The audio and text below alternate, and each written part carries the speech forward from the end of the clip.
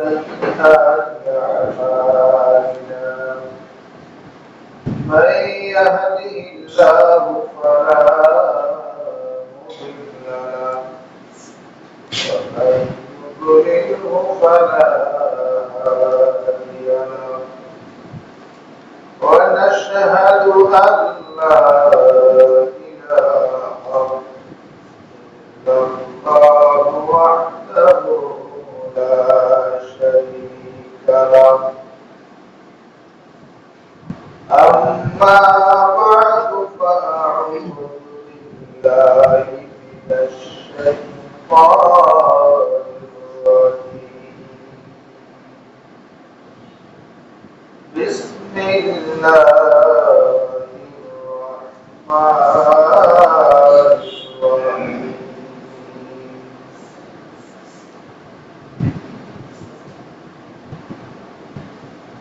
وما أرسلناك إلا رحمة للعالمين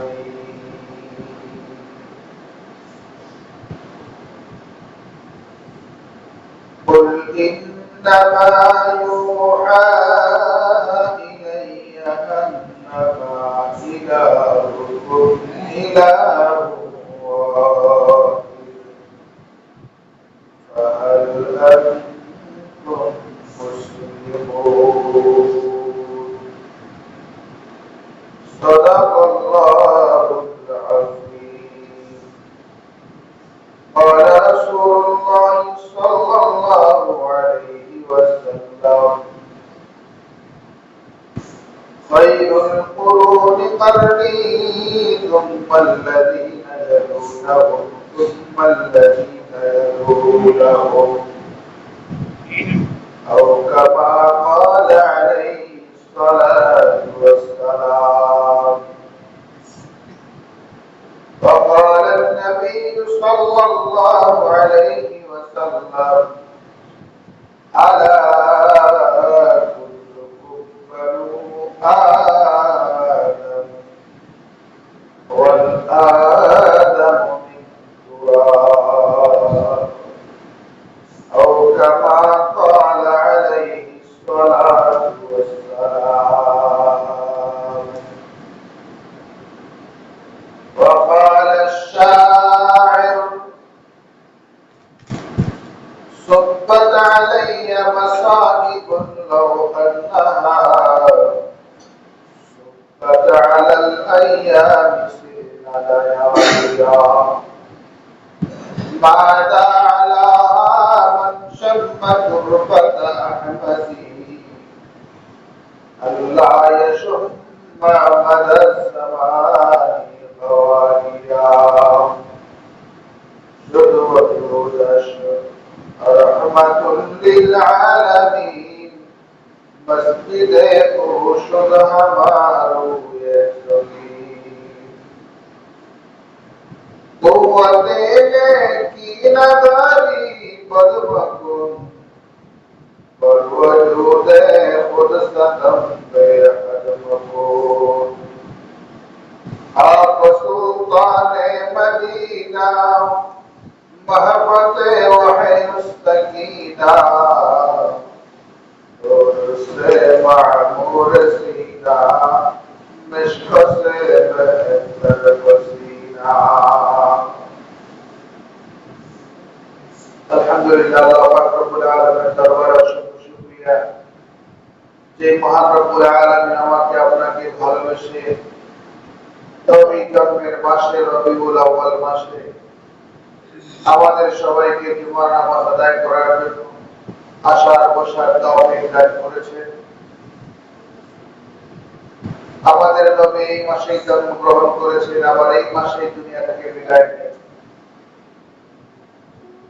একদিক দিয়ে চরম খুশি আর একদিক দিয়ে চরম কষ্ট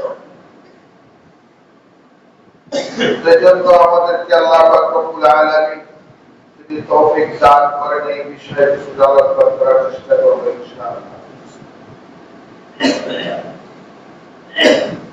আল্লাহ পাক রব্বুল আলামিন আমাদেরকে দুনিয়াতে পাঠিয়েছেন আল্লাহ তাআলার প্রতিনিধি হিসেবে ইন্নী জাইলুকা বিন-নাসি খলিফা ইন্নী জাইলুন ফিল আরদি খলিফা।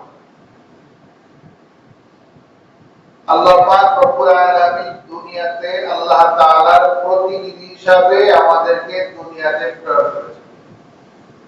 প্রতিনিধির মধ্যে বিশেষ প্রতিনিধি কারা? হাদিস শরীফের মধ্যে আছে قال رسول الله صلى الله عليه وسلم ألا كلكم بنو آدم والآدم من تراب ألا كلكم بنو آدم। খবরদার, আমরা প্রত্যেকেই আদম সন্তান। আমরা প্রত্যেকেই আদম সন্তান। এই কথার মধ্যে কারো কোনো সন্দেহ আছে? ওয়াল আদামু মিন তুরাব, আর আদম আলাইহিস সালাম মাটি থেকে সৃষ্টি। আমরা আদম সন্তান, আদম আলাইহিস সালাম মাটি থেকে সৃষ্টি। তাহলে একথা প্রমাণিত হলো, যেহেতু আদম আলাইহিস সালাম মাটি থেকে সৃষ্টি, সমস্ত মানুষই মাটি থেকে সৃষ্টি। কারণ বাপ যে জিনিসের দ্বারা তৈরি, সন্তান তো ওই জিনিসের দ্বারাই তৈরি। দ্বিতীয় স্টেপে আসি, পৃথিবীতে যত নবী রাসূল পয়গম্বর আগমন করেছে, প্রস্থান করেছে, সমস্ত নবী রাসূলগুলোই আদম আলাইহিস সালামের কোন না কোন সন্তানের ঔরসে জন্মগ্রহণ করেছে। সেই হিসাবে আমরা আরেকটা ক্লিয়ার সিদ্ধান্ত পাই যে সমস্ত নবীগণ মাটির তৈরি। সমস্ত নবীগণ কিসের তৈরি? মাটির তৈরি। প্রমাণ আল্লাহ পাক রব্বুল আলামিন কুরআনুল কারীমের মধ্যে বর্ণনা করেন, কুল ইন্নামা আনা বাশারুম মিথলুকুম, কুল ইন্নামা আনা বাশারুম মিথলুকুম ইউহা ইলাইয়া আন্নামা ইলাহুকুম ইলাহুন ওয়াহিদ। হে নবী, আপনি বলে দিন, আনা বাশারুম মিথলুকুম, আমি তোমাদের মতোই রক্তে মাংসে গড়া মানুষ। তবে তোমাদের মধ্যে এবং আমার মধ্যে পার্থক্য কি? নবীর মধ্যে এবং আমাদের মধ্যে পার্থক্যটা কি? পার্থক্যটা আল্লাহ পাক রব্বুল আলামিন বলে দিয়েছে, ইউহা ইলাইয়া, আমার নিকট ওহী আসে। আমার নিকট আল্লাহ পাক রব্বুল আলামিন জিবরাইল আলাইহিস সালামের মাধ্যমে ওহী পাঠান। তোমাদের কাছে কোনো ওহী আসে না। আমাদের কাছে কোনো ওহী আসে না, কিন্তু নবীদের কাছে ওহী আসে। তাহলে এখানে একটা বিশেষ পার্থক্য। এরপরে পার্থক্য কোথায়? আল্লাহ পাক রব্বুল আলামিন বলেন সূরা আম্বিয়ার 110 নম্বর আয়াতের মধ্যে ঘোষণা দেন, ওয়া আরসালনাকা ইল্লা রাহমাতাল লিল আলামিন। ওগো নবীজি,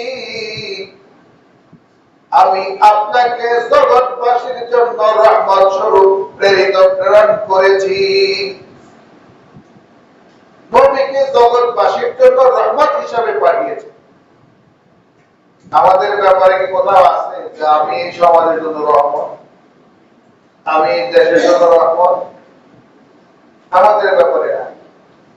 কিন্তু নবীর ব্যাপারে বলা আছে যে আপনি সারা বিশ্বের জন্য, শুধু বিশ্ব না, দুনিয়ার জগৎ এবং পরকালীন জগৎ, উভয় জগতের জন্য আপনি হলেন রহমত।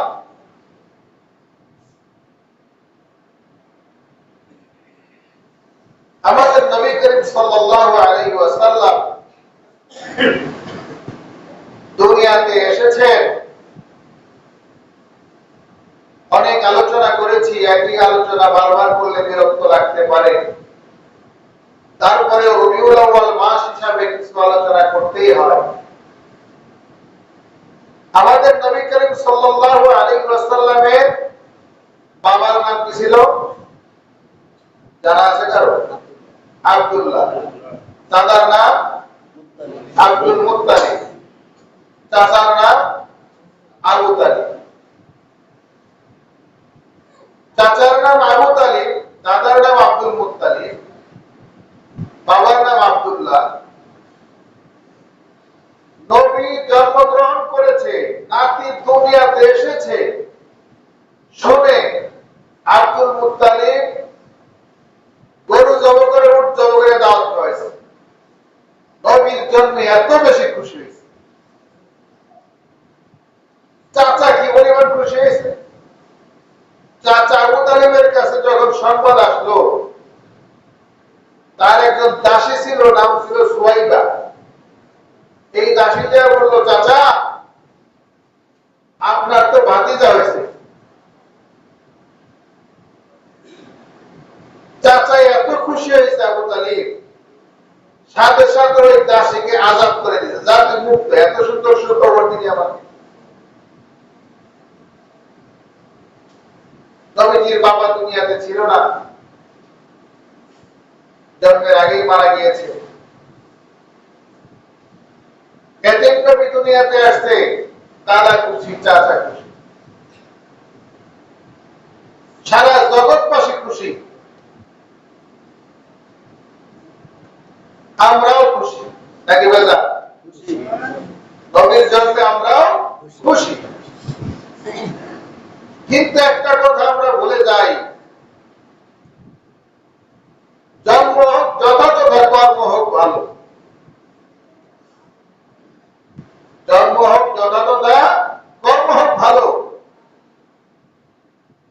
জন্ম আপনার যেখানেই হোক, যেভাবেই হোক, যদি আপনার কর্ম ভালো না থাকে, আপনার এই জীবনের কোন মূল্য আছে?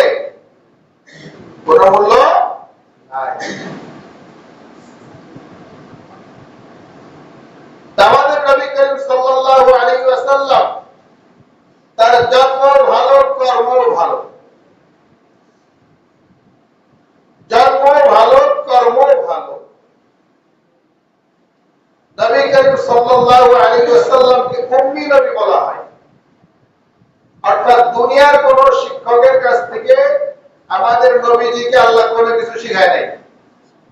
আমাদের নবীজির শিক্ষক স্বয়ং আল্লাহ পাক রব্বুল আলামিন। হাদিস শরীফের মধ্যে আছে, قال رسول الله صلى الله عليه وسلم إني নবীজি, আমি আপনাকে দুনিয়াতে শিক্ষক রূপে প্রেরণ করেছি। আমি আপনাকে দুনিয়াতে সবচেয়ে সম্মানিত করে প্রেরণ করেছি। আমি আপনাকে দুনিয়াবাসীর জন্য, জগৎবাসীর জন্য রহমত হিসাবে প্রেরণ করেছি।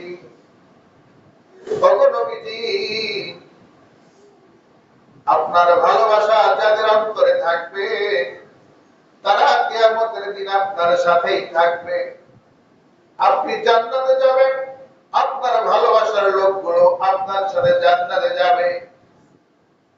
আল্লাহর নবীকে আল্লাহ পাক রব্বুল আলামিন বলে দিয়েছেন। আল্লাহর নবী হাদিস শরীফের মধ্যে বলেছেন, قال رسول الله صلى الله عليه وسلم من أحب سنتي فقد أحبني ومن أحبني كان معي في الجنة। তার সঙ্গে যার মহব্বত, তার সঙ্গে তার কিয়ামত। আর মহব্বতের নমুনা কাকে বলা হয়? মহব্বতের প্রমাণ, ভালোবাসার প্রমাণ আপনাকে আমাকে দিতে হবে। শুধু বললাম নবীকে ভালোবাসি, নবীকে ভালোবাসি, কিন্তু ভালোবাসার সাথে নবীর ভালো লাগার জিনিসগুলো যদি আমার কাছে ভালো না লাগে, নবীর আদর্শ যদি আমার কাছে ভালো না লাগে, তাহলে এই ভালোবাসার কোনোদিন মূল্য হতে পারে না। এখন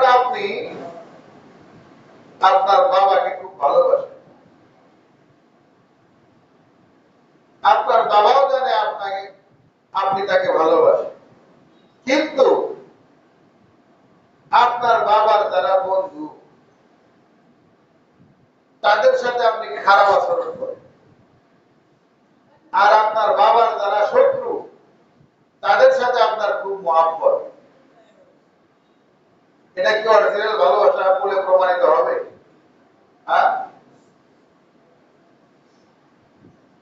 আপনার বাবার যারা শত্রু তাদের কৃষ্টি কালচার আদর্শ আপনার পছন্দ, আর আপনার বাবার শুধু মুখেই ভালোবাসা, কি জন্য? জমিটা এখনো লেখা দেয় নাই।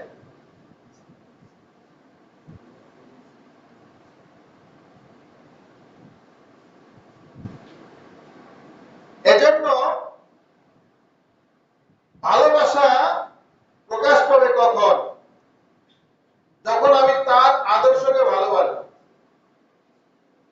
দুনিয়াতে ভালোবাসার নমুনা আমরা যেটা পাই, স্ত্রী স্বামীকে ভালোবাসে, তার প্রমাণ কি? স্বামী যেই রান্না খেতে পছন্দ করে ওই রান্নাটা স্ত্রী করে, তাহলে বোঝা গেল স্ত্রী তার স্বামীকে ভালোবাসে।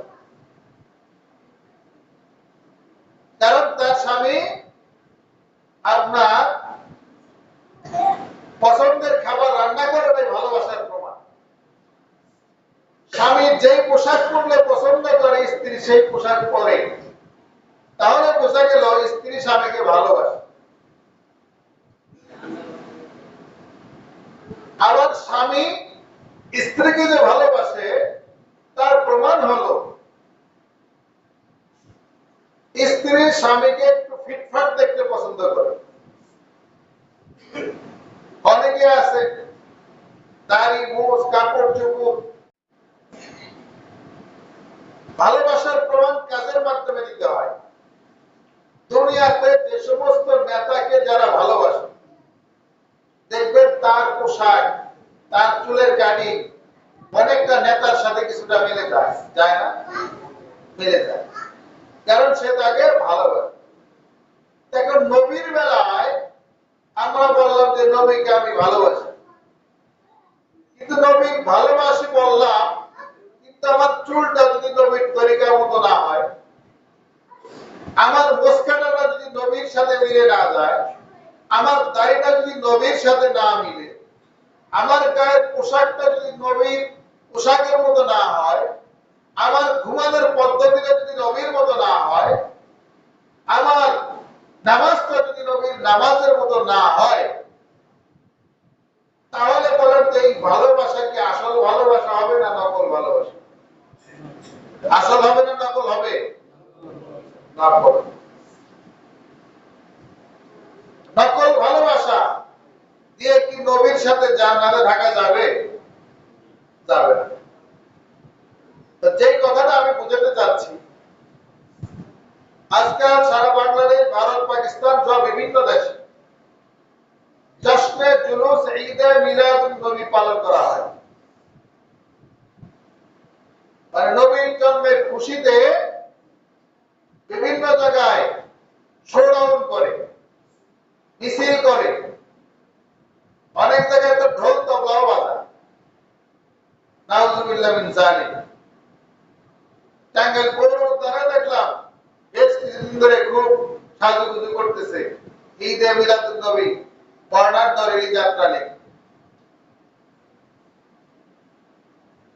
ওনারা ভালোবাসা দিয়ে করতেছে, আমি তাদেরকে আমি প্রশ্ন করব না। আমি বলতে চাই যে আপনি ঈদে মিলাদুন নবী, নবীর জন্মের খুশির জন্য আপনি যে অনুষ্ঠান করলেন অবশ্যই ভালো, কিন্তু নবীর জন্ম তারিখ কত? নবীর জন্ম তারিখ 12ই রবিউল আউয়াল হয়েছে, এটা গ্যারান্টি যুক্ত ভাবে কোন কিতাবের মধ্যে আমি পাইনি। নবীর জন্ম তারিখ নিয়ে কয়েকটা মতবিরোধ আছে। রবিউল আউয়াল মাসের 9 তারিখে জন্মগ্রহণ করেছে, অনেক কিতাবের মধ্যে এটা আছে। অন্য মাসে জন্মগ্রহণ করেছে, অনেক কিতাবে সেটা আছে। নিয়ে 3-4টা মতামত আছে, কিন্তু মৃত্যু নিয়ে একটা মতই আছে, সেটা হচ্ছে 12 তারিখ। এখন আপনার বাবার জন্ম হয়েছে যেই তারিখে, মৃত্যু আপনার হয়েছে ওই তারিখ। এখন আপনি আনন্দে খুশি হবেন নাকি মৃত্যুর শোকে কাঁদবেন? কোনটা করবেন আপনি বলেন তো? আপনি জানেন যে এই তারিখে আমার বাবা মারা গেছে, মৃত্যু তারিখ, কিন্তু জন্ম তারিখ নিয়ে কিছু সন্দেহ আছে, মৃত্যু তারিখটা নিশ্চিত, তাহলে আপনার কোনটা করা উচিত? মৃত্যুরই করা উচিত না? আপনার তো খুশি না হয়ে শোক পালন করা উচিত যে আজকের এই দিনে আমাদের নবীজি দুনিয়া থেকে চলে গেছে। তো সেখানে শোক পালন না করে আমরা যদি ঈদে মিলাদুন নবী, ঈদ শব্দের অর্থ খুশি, মিলাদ শব্দের অর্থ জন্ম, নবী অর্থ নবী জন্মের খুশি, তাহলে 12ই রবিউল আউয়াল নবী জন্মের খুশি হেডলাইন যে দিলেন, এই হেডলাইন দেওয়াটা কি সঠিক হলো?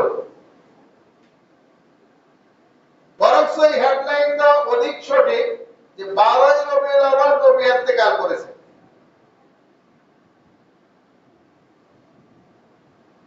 ইসলামকে আবেগ দিয়ে নয়, বিবেক দিয়ে বুঝতে হবে। তাহলে এই শব্দটা সঠিক না। আরেকটা শব্দ বলি, আমাদের দেশে অনেক মানুষ আছে নিজেদেরকে আহলে হাদিস দাবি করে না? অনেক ভাই আছে না? এই আহলে হাদিস নামটা কি সঠিক? আপনারা একটু উত্তর দিবেন, আমি একটু বলি। আহলে হাদিস অর্থাৎ আহল মানে অনুসারী, হাদিস অর্থ হাদিস, আহলে হাদিস অর্থ হাদিসের অনুসারী। আচ্ছা বলেন তো, হাদিস বড় না কোরআন বড়? বড় কোনটা? আমরা কি কোরআনের অনুসারী না হাদিসের অনুসারী? এখন আমি যদি বলি আমি হাদিসের অনুসারী, আমার পরিচয় দেই, তাহলে কোরআনকে ছোট করা হলো না? তাহলে এই নামটা ধারণ করা কি সঠিক হলো? কিন্তু যুগ যুগ ধরে কিছু ভাইরা নিজেদেরকে আহলে হাদিস বলে পরিচয় দেয়, এই পরিচয়টা সঠিক না। আবার কিছু লোক আছে, যেটা আমরা অনেকেই জানি না, নিজেদেরকে আহলে কোরআন বলে, তা আমরা কোরআনের অনুসারী। আপনি যদি কোরআনের অনুসারী হন, কোরআন এবং হাদিস দুইটা মিলেই তো ইসলাম, হাদিসকে তো বাদ দেওয়ার কোনো সুযোগ নাই। তাহলে আপনি হাদিসকে খাটো করে শুধু আহলে কোরআন যে আপনি বলেন আমি কোরআনের অনুসারী, কোরআনের একটা সূরার মধ্যে কি লেখা আছে যে আজকে এই জুমার নামাজ 2 রাকাত, জোহরের নামাজ 4 রাকাত? স্পষ্ট ভাবে কোন ওয়াক্তের নামাজ কয় রাকাত কোরআন শরীফের কোথাও লেখা নেই। কোরআন শরীফের মধ্যে লেখা আছে তোমরা নামাজ কায়েম করো, কিন্তু কিভাবে কায়েম করব, কয় রাকাত কায়েম করব, কখন কায়েম করব, স্পষ্ট লেখা নেই। কখন কায়েম করব এটা লেখা আছে, তোমরা দিনের শুরুতে এবং শেষে, দিনের মাঝে এবং দিনের শেষ প্রান্তে তোমরা সালাত আদায় করো। এখন এই যে এইভাবে লেখা, তাহলে আমরা ঘন্টা টাইম কিভাবে পেলাম যে 1টা বাজলেই জোহরের আযান হবে? এটা আমরা কোথা থেকে পেলাম? আমরা এই তথ্যগুলো পেয়েছি হাদিস থেকে। কারণ নবীজির উপর কোরআন নাজিল হয়েছে, নবীজি হলেন কোরআনের জীবন্ত ব্যাখ্যাকারী এবং নবীজি হলেন আমাদের মডেল। নবী আলাইহিস সালাতু ওয়াস সালাম কোরআনের ব্যাখ্যা যা দিয়ে গেছেন, যা সমর্থন করে গেছেন, যা বলে গেছেন, এগুলাকে বলা হয় হাদিস। তাহলে এককভাবে আমি কোরআনের অনুসারী বলা যাবে না, এককভাবে আমি হাদিসের অনুসারী বলা যাবে না, বরঞ্চ বলতে হবে আমরা কোরআন সুন্নাহর অনুসারী। অনেক জায়গায় দেখা যায় মাহফিলে আপনার স্লোগান দেয়, আল কোরআনের আলো ঘরে ঘরে জালো, বলে না? শুধু আল কোরআনের আলো ঘরে ঘরে জালো বললে হবে না, দুইটাই আপনাকে বলতে হবে। কোরআনের পরে হাদিস বলতে হবে যে আল হাদিসের আলো ঘরে ঘরে জালো। যদি দুইটাই বলেন ঠিক আছে, একটা বললে ঠিক নাই। তো তাহলে আমাদের পরিচয় কি? আমরা কি কোরআনের অনুসারী না হাদিসের অনুসারী? আমাদের পরিচয় হচ্ছে আহলুস সুন্নাত ওয়াল জামাত। আহলে সুন্নাত ওয়াল জামাত, আমাদের পরিচয় আহলে সুন্নাত ওয়াল জামাত। এই কথার মধ্যে কোরআনও চলে এসেছে, হাদিসও চলে এসেছে। তো যে কথা বলতেছিলাম, সময় খুব কম, যে নবী করিম সাল্লাল্লাহু আলাইহি ওয়াসাল্লাম 12ই রবিউল আউয়াল ইন্তেকাল করেছেন, দুনিয়া থেকে বিদায় নিয়েছেন, এটা নিশ্চিত। কাজে এই দিন খুশির আনন্দ মিছিল করা সঠিক হবে না ব্যাঠিক হবে?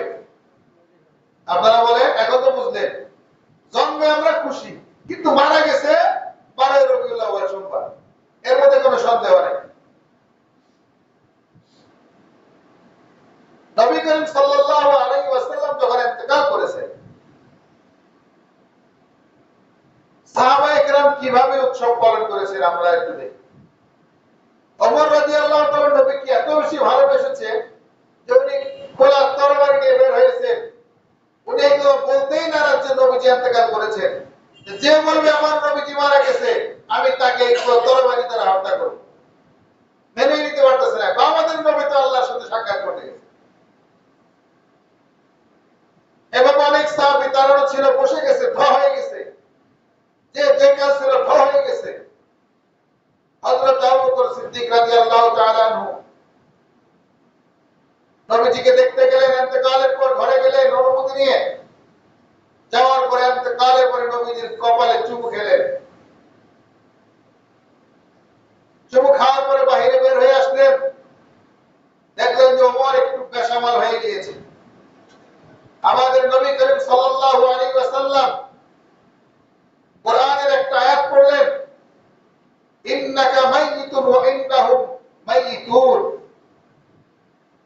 হে ওমর,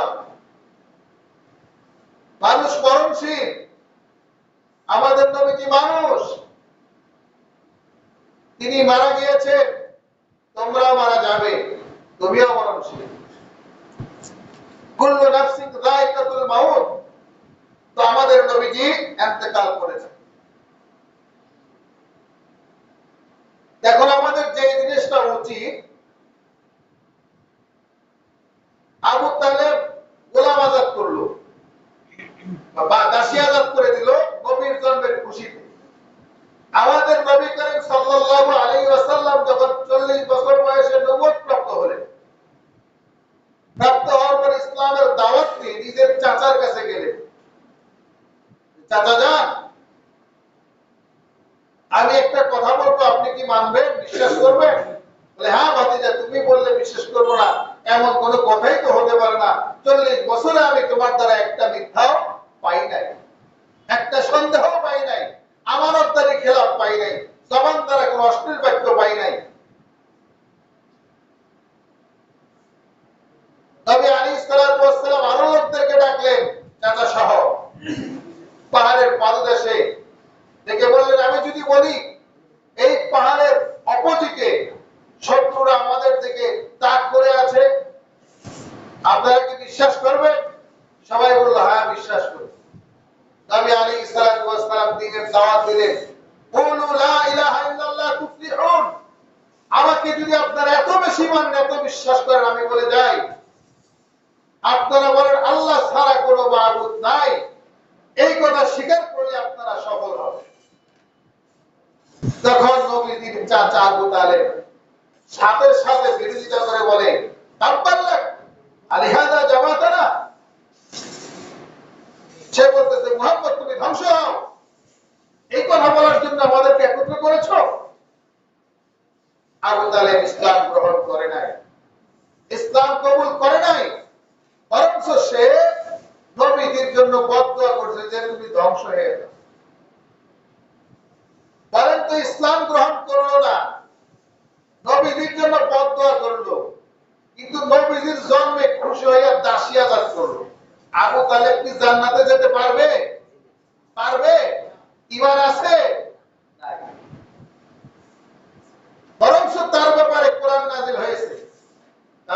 ইয়াদা আবি লাহাব ওয়া তাব, আবু লাহাবের দুই হস্তদ্বয় ধ্বংস এবং আবু লাহাব নিজে। মা আগনা আনহু মালুহু ওয়া মা কাসাব, আবু লাহাবের মাল ধন সম্পদ কোনো কাজে আসবে না এবং তার সন্তান সন্ততিও তার কোনো কাজে আসবে না। সায়াসলা নারুন যাতা লাহাব, আল্লাহ বলতের মধ্যে যাবে। ওয়ামরাতুহু, শুধু আবু লাহাব যাবে না, তার স্ত্রীও যাবে, কারণ স্ত্রীও স্বামীর সাথে সাথে নবীর বিরোধিতা করেছে। ওয়ামরাতুহু হাম্মালাতাল হাতাব ফি জিদিহা হাবলুম মিন মাসাদ, তার গলার মধ্যে রশি বাঁধে টেনে টেনে তাকে জাহান্নামে নিক্ষেপ করা হবে। বাস্তবে মৃত্যুর সময় আবু লাহাবের এমন রোগ হয়ে গিয়েছিল, সারা দেহ আপনার ঘা পচলা হয়ে গিয়েছিল। মৃত্যুর পর শরীর এতটাই গন্ধ দুর্গন্ধ হয়ে গিয়েছিল, তাকে আর বাড়িতে রাখা হয় নাই। তাকে নিয়ে মৃত্যুর আগ মুহূর্তে তাকে বাড়ি থেকে বের করে একটা দূরে জায়গায় রাখা হয়েছে। কোন মানুষ তাকে তখন কবরের জন্য যায় না, তার গলার মধ্যে রশি লাগিয়া আর বড় বড় লাঠি দ্বারা বাঁশ দ্বারা দূরে একটা কবর খনন করে গর্ত খুঁড়ে সেখানে লাঠি দ্বারা ঠেলে ঠেলে আর গলার মধ্যে রশি টেনে টেনে গর্তের মধ্যে তাকে নিক্ষেপ করা হয়েছে। তার মরণটা হয়েছে যন্ত্রণাদায়ক, দুনিয়াতে সে ধ্বংস হয়ে গিয়েছে। অথচ নবীর জন্মে খুব খুশি হয়েছে। কাজে কথা পরিষ্কার, শুধু জন্মে খুশি হলে হবে না, নবীর আদর্শে খুশি হতে হবে। নবী যা করেছেন সে আদর্শে খুশি হয়ে সেই আদর্শকে যদি আমরা লালন করতে পারি, নবী নামাজ পড়েছেন আমরা নামাজ পড়ব, নবী রোজা রেখেছেন আমরা রোজা রাখবো, নবী হজ করেছেন আমরা হজ করব, নবী যাকাত দিয়েছেন আমরা যাকাত দেব, নবী হাস্যোজ্জ্বল থাকতে বলেছেন আমরা হাসি মুখে থাকবো, নবী শুকরিয়া আদায় করতে বলেছেন আমরা শুকরিয়া আদায় করব, নবী সব সময় ধৈর্য ধারণ করে করতে বলেছেন আমরা ধৈর্য ধারণ করব। বিপদে আপদে আমরা নবীর আদর্শকে যদি মেনে চলি, এটাকে বলা হয় সিরাত, আর এটাকে বলা হয় সিরাত সম্মেলন। কাজেই আমরা এই রবিউল আউয়াল মাসে আমরা মিলাদুন নবী নয়, আমরা সিরাতুন নবী অর্থাৎ নবীর চরিত্র আদর্শ নিয়ে আলোচনা করি এবং নবীর আদর্শকে ছড়িয়ে দিতে চাই, নবীর আদর্শকে ভালোবাসি এবং সর্বময় ছড়িয়ে পড়ুক নবীর আদর্শের জায়গা। আল্লাহ পাক রব্বুল আলামিন আমাদের সকলকে নবীর আদর্শ অনুযায়ী জীবন যাপন করার তৌফিক দান করুন, কারণ নবীর আদর্শই একমাত্র নবীর সাথে আপনাকে আমাকে জান্নাতে নেওয়ার তৌফিক দিবে। নবীর আদর্শ ছাড়া জান্নাতে যাওয়ার দ্বিতীয় কোনো পথ আছে না। কাজে আমরা দোয়া করি আল্লাহ পাক রব্বুল আলামিন যেন আমাদেরকে মৃত্যুর আগ পর্যন্ত নবীর আদর্শ ধারণ করে নবীর আদর্শ অনুযায়ী আমাদেরকে জীবন যাপন করার তৌফিক দান করেন। সকলে বলেন আমিন। ওয়া আখিরু দাওয়ানা আলহামদুলিল্লাহি রাব্বিল আলামিন।